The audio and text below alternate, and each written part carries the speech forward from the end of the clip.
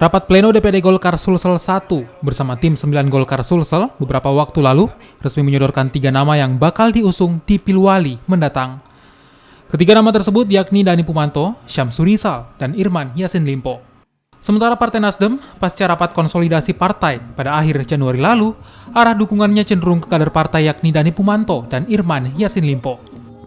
Menanggapi hal tersebut, Munafi Arifudin mengatakan soal usungan kembali pada partai yang bersangkutan dan dirinya tetap intens melakukan komunikasi dengan beberapa partai.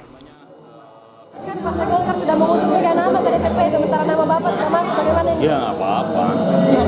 Itu mereka punya mekanisme, mereka punya sistem yang sama-sama harus kita hargai.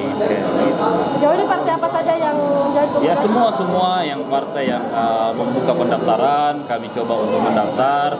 Setelah itu partai akan melihat seperti apa melalui mekanisme yang mereka lakukan. Ada yang melalui mekanisme survei dan sebagainya. Ya, menurut saya mereka akan menentukan seperti apa di dalam mekanisme secara internal dan itu akan merespon dari apa yang telah kita lakukan.